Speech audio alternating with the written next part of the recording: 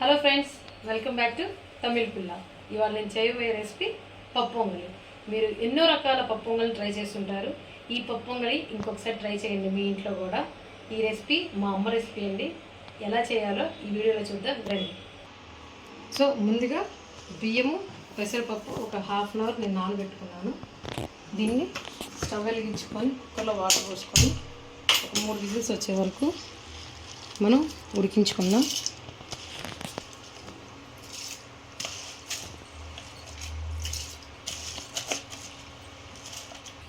So దీనిలో కొంచెం కళ్ళుప్పు వేసుకొని ఒక 3 విజిల్స్ రానిచ్చుకుందాం.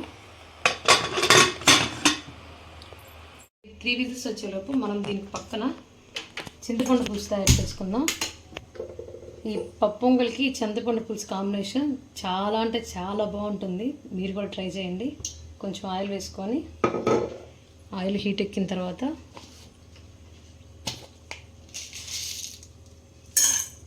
తాలింపు గింజలు వేసేసుకోవాలి.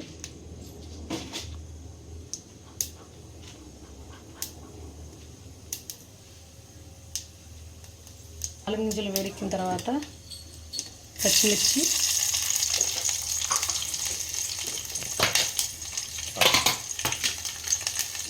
కొంచెం కరివేపాకు. దీంట్లో నేను ఒక చిన్న లెమన్ సైజ్ చింతపండు తీసుకొని ఇలా జ్యూస్ చేసుకున్నాను. ఇది చేసేసుకున్నాను. దీనిలో ఇప్పుడు కొంచెం వాటర్ యాడ్ చేసుకోవాలి. దానిలోనే కొంచెం పసుపు,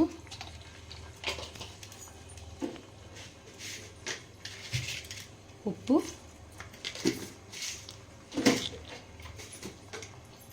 కొంచెం అంటే కొంచెం కారం. పచ్చిమిర్చి యాడ్ చేసాం కాబట్టి కొంచెం కారం సరిపోతుంది. సో ఈ పులుసు తాగేలోపు దీనిలో కొంచెం శనగపప్పు వేసుకొని దీన్ని మెత్తగా పౌడర్ చేసుకోవాలి. సో ఈ పులుసు అనేది బాగా కాగుతున్నప్పుడు ఒక 2 స్పూన్స్ శనగపిండి కూడా వేసుకోవాలి. వేసుకొని బాగా మిక్స్ చేసుకోవాలి. ఉండలు లేకుండా, ఉండలు అనేది లేకుండా మొత్తం ఫుల్గా మిక్స్ చేసుకోవాలి. సో ఇప్పుడు ఎక్కడ ఉండలనేది లేకుండా బాగా మిక్స్ చేసుకొని ఒక 5 మినిట్స్ బాగా తెల్లనివ్వాలి. కొంచెం చిక్కబడుతుంది. నాకు కొంచెం ఉప్పు సరిపోలేదు, సో కొంచెం యాడ్ చేసుకుంటున్నాను. బాగా తెల్లనిచ్చిన తర్వాత ఒక 5 మినిట్స్ తెల్లనివ్వాలి. అలా తెల్లిన తర్వాత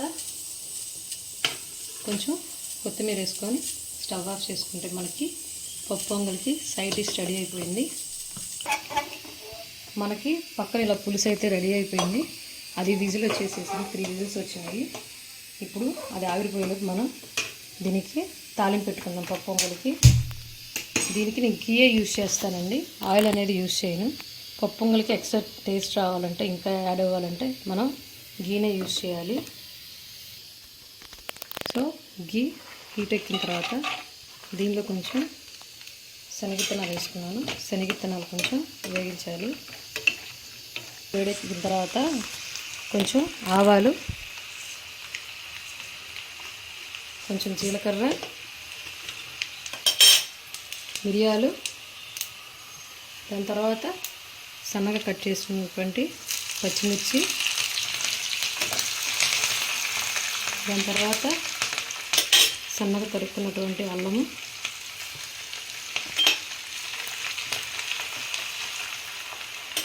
తర్వాత జీడిపప్పు,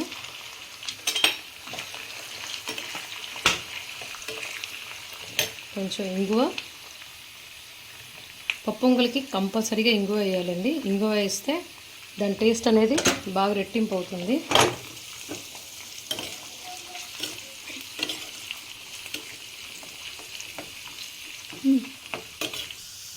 పప్పులన్నీ బాగా వేగిపోయిన తర్వాత లాస్ట్కి కరివేపాకు వేసుకొని స్టవ్ ఆఫ్ చేసుకోవాలి.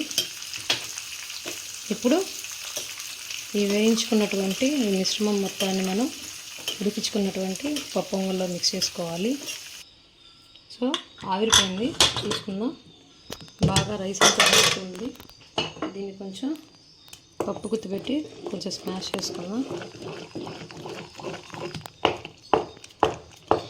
ఆల్రెడీ మెత్తగా అయిపోయింది కదా.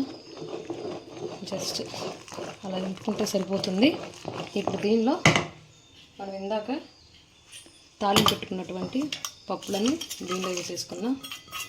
స్మెల్ అయితే చాలా బాగుంది, టేస్ట్ కూడా చాలా బాగుంటుంది. ఇప్పుడు దీనిలోనే ఫైనల్ కొత్తిమీర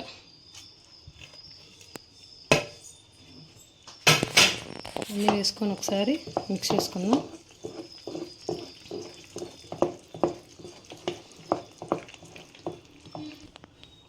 సో ఫస్ట్ కొంచెం లూజ్గా ఉంటుంది, ఒక 5 మినిట్స్ ఆగిన తర్వాత దగ్గర పడుతుంది. ఇప్పుడు దీన్ని నేను సర్వింగ్ ప్లేట్లో తీసుకుంటా. సర్వింగ్ ప్లేట్లో తీసుకొని వేడి వేడి దాని మీద ఇలా వేడి వేడి చింతపండు పులుసు పోసుకొని మిక్స్ చేసుకొని తింటే ఇట్స్ హెవెన్. చాలా అంటే చాలా బాగుంటుంది. మీరు కూడా ఇంట్లో తప్పకుండా ట్రై చేయండి. చాలా అంటే చాలా బాగా వచ్చింది. ఆ నెయ్యి స్మెల్ అనేది చాలా బాగా తెలుస్తుంది. తప్పకుండా మీరు కూడా ఇంట్లో ట్రై చేయండి ఈ పప్పు పొంగలి.